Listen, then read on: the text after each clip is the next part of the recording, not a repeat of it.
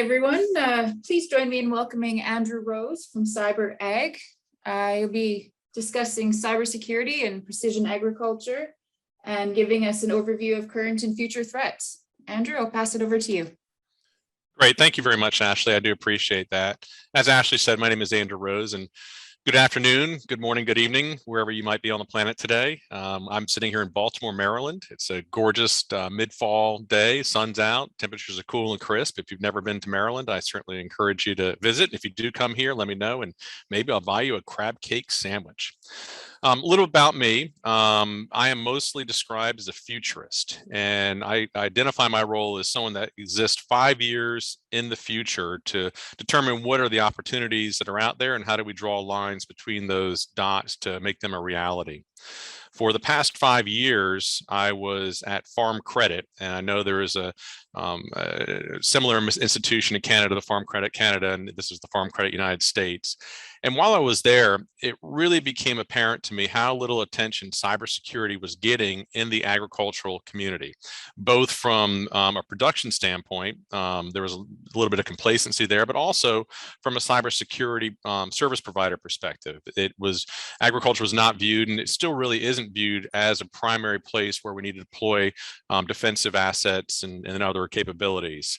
So in early August, I started CyberAg, a very small nonprofit with a specific mission to bring threat awareness, education, and access to resources to the agriculture and food supply chain. CyberAg exists at the crossroads of agriculture and cybersecurity, and we try to help harden the posture of this critical national security pillar. Since the time here is limited, I've put my email in the chat box there. Feel free to follow up with me afterwards. I'm always open for conversations, and we can discuss these topics further. There's also a special web page that we've added to our website that has many links that will go into more detail about some of the things that we're discussing today to add more color and context to the narrative. So the first thing I want to talk about is John Deere's X9 combine. This is a beautiful piece of machinery. It can pretty much do anything you want, especially if you ante up and get this signature edition. The engineering behind this thing, what I think is really remarkable is they kept the same footprint, the 11.5-foot wide transport width, but have put significant advances in technology and efficiency in this, not the least of which is the speed it can travel and the types of crops that it can process through there. I'm also kind of geeky about the Draper header. This is a nice piece of equipment, and it leads the industry in many ways in what it does. And there's a link in the chat box that goes into detail. It's certainly a John Deere promotional piece, but it goes into details about the significant advances this machine represents. Now, if you're thinking, boy, I need one of those on my farm, it's going to set you back roughly $1 million, depending upon which configuration you use for this. And also in terms of technology, the connectivity piece of this technology is significant as well. And you'll see that in the video that we've shared in the chat box. Now, as you may or may not be aware, there were some ripples out there recently that impacted John Deere and CNH to a lesser degree. At DEF CON, and for those of you who aren't familiar with DEF CON, it's a hacker conference that happens out in Vegas every year. DEF CON 29 featured a research group called SICK Codes, S-I-C-K-C-O-D-E-S. And what they had done was they uncovered a raft of vulnerabilities in John Deere and CNH. And the more they dug, the more they found. And the issue that arose from this, because there was a lot of negative press around this, and John Deere in my mind was not to blame. They just at the time did not have a good process for allowing a research group like this to report the vulnerabilities they found.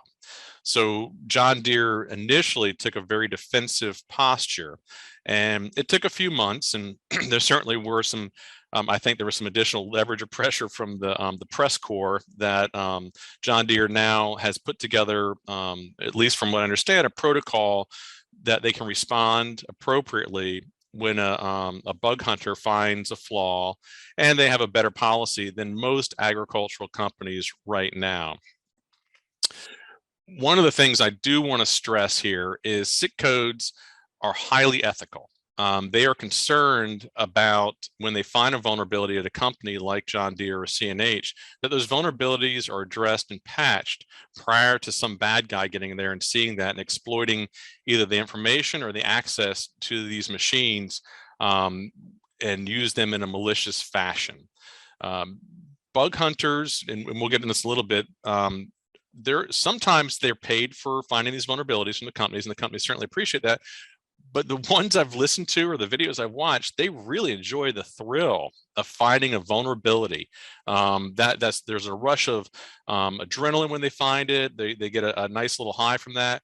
And the flip side of that adrenaline is the sort of depressing having to file reports and having to go through all the different browsers to see if this bug can be replicated in different ways, and then filing that, and then hoping that the company will think as much of the discovery of the vulnerability as they did, and reward them in some way.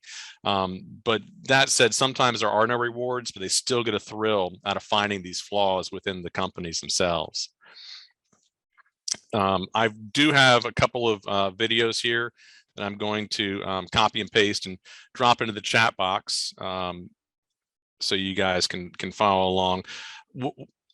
And I do want to stress here, this is a little bit of a hot topic, so use these links judiciously, and certainly watch them after my presentation. I don't want you cutting away to watch those while I'm presenting here. The bug hunters themselves are a really dedicated and unique group of people, and bug hunting falls under a much larger umbrella. If you're in the cybersecurity space, or you read articles, you hear about these pen testers. And what does that mean? Those are penetration testers, and sometimes they're called red teams. And a company will hire a red team to go and test all of their defenses. Can they come by with a van that has some sort of Wi-Fi sniffer and break in that way? Do they find an unlocked door to a building? Do they find some sort of email flaw in your servers where they can come into your organization? They basically try to find any way possible into your company. The counter to a red team is a blue team, and those are, I guess, the good guys that try to defend against the red teams coming in there. There is a lot of value to running a penetration exercise, because even if you are in fantastic shape and there's no way for someone to get in, you develop some muscle memory. It's just like practicing basketball, playing against other teams. You start to understand and anticipate what the other side's going to do based on how they're operating. There's another sector of bug hunters called application security, or AppSec. And these are engineers that focus on one particular program or part of a larger suite or array of programs, and test those out for bugs rather than going after the entire organization. And then the last one of which SIC codes is, these are bounty hunters, security researchers. And they could be anything from someone that's self-taught. If you go to YouTube, there's dozens of videos on how to become a bug hunter, to people that might be very highly placed cybersecurity professionals that are moonlighting on the side, maybe for the rewards they can get, but oftentimes, again, for the thrill of finding a vulnerability. And they're constantly testing organizations' cyber defenses. In fact, word to the wise here, part of what prompted the John Deere SIC codes hack was John Deere putting out on social media that they were impenetrable, that there was no way to get in there. So if you wave a flag in front of a bunch of bounty hunters, you're almost guaranteed to invite them to come and try and hack into your system. So just be careful about bragging about your defenses, because somebody's going to find a way in there. Another piece too, and I want to go back to the initial response that John Deere had when SIC codes came in there, is embrace bug hunters. These are ethical people doing it for a specific reason, and they're really performing a fantastic service. They're able to test out your technology, your websites, your networks, whatever that is, And they're able to find those flaws and allow you to fix and address those flaws. And if you had to hire somebody internally to do that same thing, it would cost you a fortune. So if someone does disclose a vulnerability to you, and I counsel you to embrace some of the vulnerability discovering protocols that are out there, please think about rewarding these folks. They're good guys. And we in the hacker world, we talk about white hats and black hats, and it is what it sounds like. It's if you go back to the days, the old cowboy movies, the good guys, the Lone Ranger wore the white hat and the black Barts wore the black hat. It was pretty easy to determine who they are. In the hacker world, it's the same sort of thing. Bug hunters like sick codes, they're white hats. They do things ethically the right way. They report them the right way. The black hats, the ones that will break into your system and hold everything for ransom unless you pay them a certain amount of money. Now, for precision agriculture, there are certain threats out there, but the one I want to focus on, oops, looks like my slides got out of order there. Focus on the most here is China. And I want to be clear about a few things. Well, first of all, we're in the 14th five-year plan for China. And China doesn't call these plans anymore. They're called guidelines. And if you know Chinese and read the translation, there's a subtle change in there because they just want to put forth the goals and allow the state actors to determine the best way to reach those goals. And we need to be very, very clear here too. This is a Chinese government. It's not Chinese citizens. It's not Americans of Chinese descent. It's not foreign visitors. This is the Chinese government's 14th five-year plan, and it is so there's a lot of fear out there that people will be identified or misaligned because of their heritage rather than of the government's direction here. And it appears my note page is just locked up. So I am going to end this and start all over again. Please move this window away. All right. So one of the things I've extrapolated from the 14th five-year plan is this paragraph here. And this is a translation that Georgetown CSET Institute provided. And if you look closely at the highlighted portion there, farm equipment is squarely in the bullseye zone of what they want to try and procure this information. And when you see China spending on research and development, that is amorphically part of any means possible. So when someone deploys that much money to have advances in farm equipment, you can rest assured that some of this technology might be procured in a way that is nefarious rather than doing the research themselves. There's also, as a side note there, you can see in the sentence that's cut off, that germplasm is one of those areas that China is very interested in increasing their exposure in. I've gone back and read some of the five-year plans from early on, and if you've done so, you'll notice that back in 1958, for the second five-year plan, they called that the Great Leap Forward, and that's where the Chinese Industrial Revolution began. And in the Great Leap Forward, unfortunately, to get labor for industry, they drew from the rural areas and pulled a lot of the agricultural community into the factories, not realizing the impact of not being able to feed your people. And the Great Famine occurred at that point in time.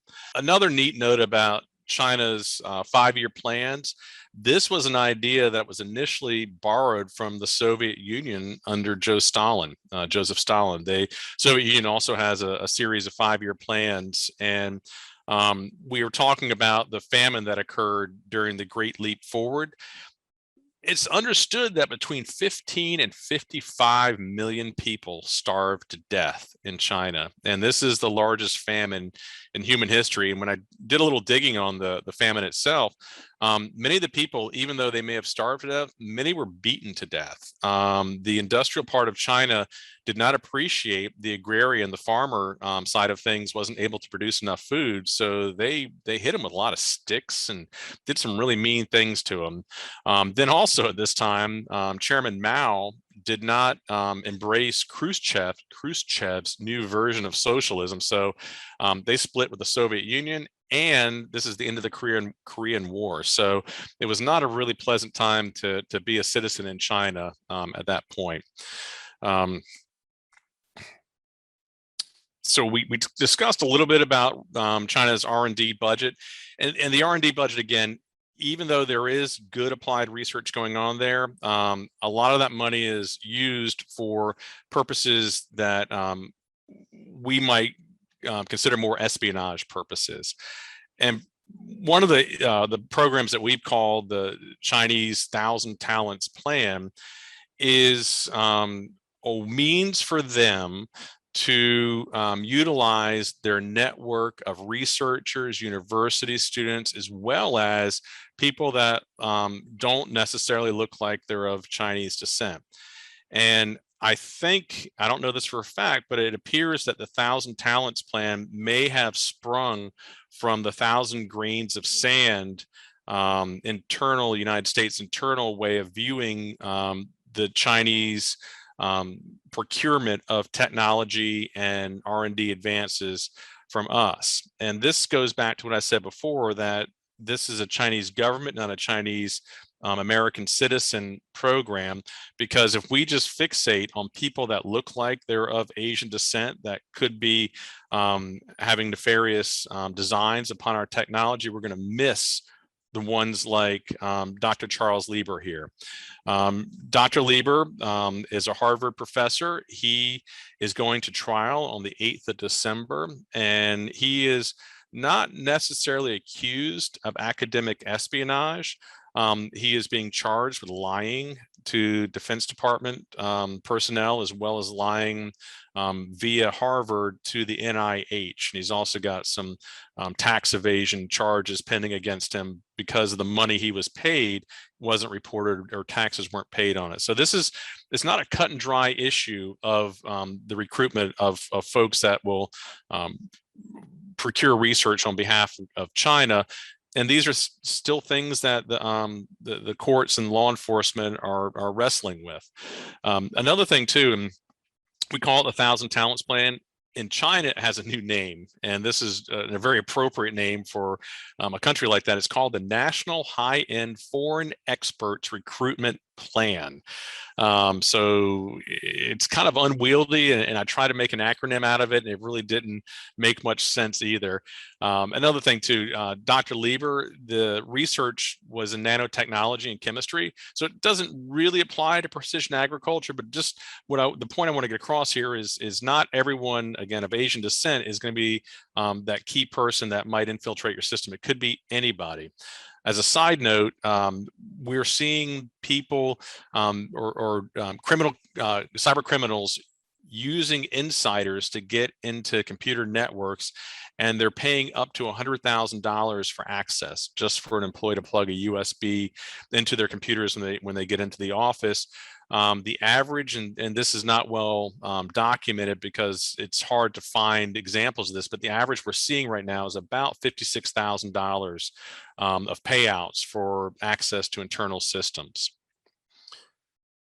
Now, here's one that we're probably all familiar with, and that was the Sandhills global hack. And if you're not familiar with it, a team got in there, and there's not a ton of information available right now, specifically what happened, other than that a ransomware assault occurred. And what happened was the cyber criminal gang used a tool called TrickBot. And TrickBot gets into a computer network, and it sits there, and it gives the criminals lateral movement. So they can move throughout your system, get wherever they want to go, and it gives them almost godlike control over your computer network. But it's very, very difficult to detect when it's in there. TrickBot is one of the tools that a group called Wizard Spider uses. And Wizard Spider is one of the most sophisticated cyber criminal gangs in the world. They're very careful about who they deal with in the criminal underground. And they're always, I should say, they're consistently refining their weapons, like TrickBot and some of the other tools that they deploy. They're formidable. And there's a group out there called CrowdStrike, which does a lot in the cybersecurity space. And I like CrowdStrike not only for their capabilities, but because they've got a great graphical art team. So if you ever want to see a graphical personification of some of these threat actors, including Wizard Spider, I would encourage you to check out CrowdStrike. They could almost make a really neat anime movie out of some of the villains they've portrayed there. But they're a good group. But going back to TrickBot, once TrickBot's on your system, then they can open doors and windows, metaphorically speaking, that other people can come into, whether it's another gang or whether it's them. And that's what happened here at Sandhills. So TrickBot opened the door and a ransomware tool called Conti was deployed. Most of you probably know what ransomware is, but in a nutshell, ransomware is a program that comes in and searches for your backups, for all your critical files, and encrypts them. And it encrypts them in such a way that that code can't easily be broken or maybe never be broken. Sometimes the data is stolen and it's taken outside your system, and this is called exfiltration. Sometimes that data is used as extra leverage. There is not as much money on the open market right now for some of the Social Security numbers or personal identification information that's out there, but they can use the fact they have this information out there as leverage to get a company or organization to pay the ransom. Usually when a ransomware assault occurs, immediately a customer service representative from the cyber criminal gang is deployed to start negotiating what it will cost to buy the key to encrypt all the data. And usually it's a fairly steep price. There are escalating points of leverage. Sometimes they will email board members or press or others and saying you are the victim of an assault, and just to provide extra incentive for you to pay. A couple of things to keep in mind too. One, if you don't pay, your computers and your network turns into very expensive bricks and you got to start all over again. But number two is these criminals are typically in your system for up to 4 months prior to pulling the trigger. So they've read your emails. They've reviewed your cybersecurity insurance policies. Fun fact is, for a little while now, the cyber criminals have been asking for a ransom amount that's the exact number to the penny of what your insurance policy will pay out. They just want their money. That's all they're concerned with. So if they give you an easy path to stroking a check or cutting a Bitcoin over to them, they're going to do so, and they're ruthless. So after this attack occurred, you'll see that CISA, which is the Cybersecurity Infrastructure Security Agency, and shout out to CISA, happy birthday. Yesterday was their 3-year birthday. They are a part of the Department of Homeland Security, and they've got a very, very important mission. Obviously, our critical infrastructure is the place that we need to be paying most attention to. And when they were created, it was basically the National Protection and Programs Directorate mission was upgraded to CISA. So a lot of acronyms in there. They call it alphabet soup for a reason, because I don't know who comes up with these names sometimes. The Conti ransomware tool is an evolution of another ransomware tool called Ryuk. And if you go and watch some of the videos, you'll see the usage of Conti increasing while the usage of Ryuk decreasing. Conti's a pretty good program in terms of what it does. It can very quickly come in and encrypt a number of files at the same time. I think it was 32 at once, or 32 chains of files being encrypted at once. But when it does so, it creates a lot of noise. It creates a lot of usage of the network. So if you see some of these attacks, they often occur on the weekends or after hours or over the holidays. So it's not as easily detected from a network administrator standpoint. Also, Conti has the ability for a human operator to come in there and select specific files that need to be encrypted. It does a lot more stuff too, but in terms of ransomware, I mean, if you're looking at the enemy and respecting what they're doing, they've done a great job there. Now, this is the point that I really want to start talking about because this is exciting. We hear about all these attacks going on, but we don't hear about the consequence. What happens afterwards? So after the Sandhills attack occurred, law enforcement worked with international partners, and they went out and arrested a whole bunch of people. And the ransomware gang Black Matter, which I mean was an iteration of DarkSide turned into Black Matter, basically said they were shutting down. They were terrified of the number of arrests that happened across Europe. They did not like the fact that their computer servers were inoperable or whatever it is that law enforcement did to them. But I think we need to celebrate some of these wins. So quick note here, the picture in the upper left-hand corner, that is not the Russian man extradited. That is the author of this story. But this fella here, and details are a little bit sketchy because this was a law enforcement operation. What I heard was he was on an airplane that happened to land in South Korea. Maybe it was refueling, maybe it was passing through, who knows? And law enforcement pulled him off that airplane. And South Korea has an extradition policy with the United States. So that man, Vladimir Dunev, is most likely enjoying 3 hot meals and a bed, courtesy of the United States government. And part of what law enforcement wants to stress is if you attack us, and more specifically, if you attack our precision agriculture or agricultural community, there is going to be a risk and a consequence of doing so. And we're going to catch you. We're going to find you. We're going to track you down. We're always going to be hunting for you. We're not going to give up. And number 2 is if you're thinking about attacking us, this will give you pause, knowing that there is going to be a significant price to pay for coming after our systems.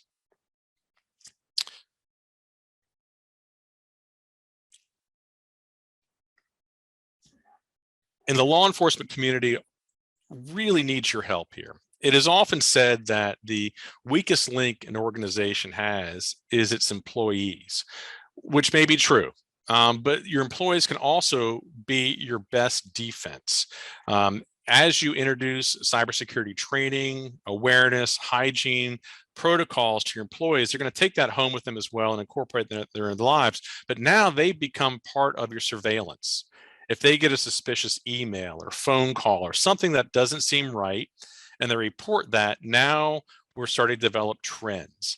And IC3 is a website that the government has set up to identify some of these trends that are out there. This is the Internet Crime Complaint Center, or IC3, which is a pretty cool website, .gov.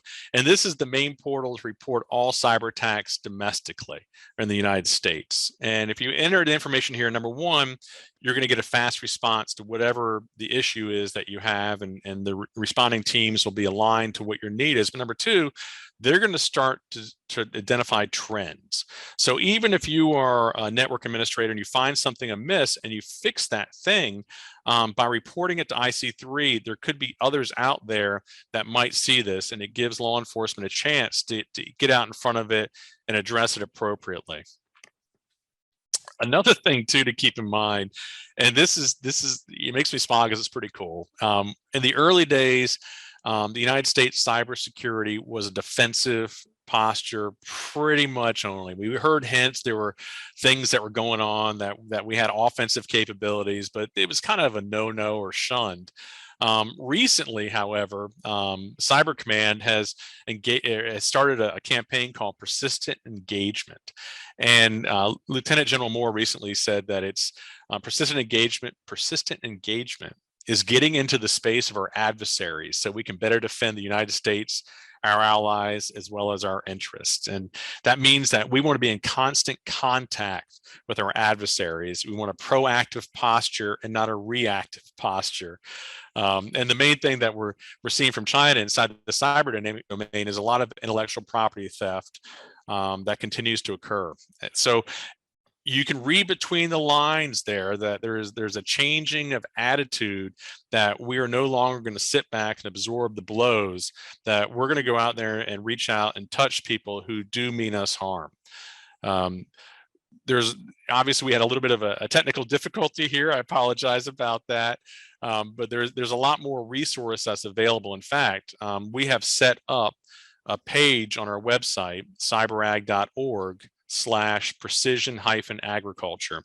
And as soon as this presentation is over, I'm going to open up the Farms.com platform and add a few of these links in there, but there's a ton more information there for you to address. And I'm happy to take whatever questions that you might have and carry this conversation forward. This is an area that I love, and it's something I'm incredibly passionate about. All right, well, thank you, Andrew. Does anybody have any questions? If so, you can paste them in the chat. All right, so Bobby Foster has a question. How do people within the industry know when they are being hacked? That's a good question. That's a question that's probably best answered by your IT professionals. Sometimes, unfortunately, you don't find out you're hacked until it's way too late. Some of these hacker groups will get in there, they'll get into your systems unbeknownst to you, they'll exfiltrate data, and then what they'll do is go on the dark web, which is sort of their internet for the bad guys, and they'll put out a notice, hey, we're inside this company, but we're not going to say we're in there. Go ahead and short their stock, and you can have a double payout. You will get the ransom, and then everyone else is going to benefit as well. Again, I'll leave that to the network administrators to determine what tools are best. I will say, however, that there is a huge concern right now about the future of hacking. A lot of these hacks are both human and AI enabled, so it's a hybrid. Pretty soon it's going to be mostly AI attacks, so defense needs to upgrade and evolve appropriately, utilizing artificial intelligence for detection as well. This is near shore, and it's, I would imagine it's probably already happening. We're not seeing the headlines today, but it could be tomorrow we start to see that. All right, well, thank you very much and enjoy the rest of your afternoon. Likewise, take care. Bye-bye.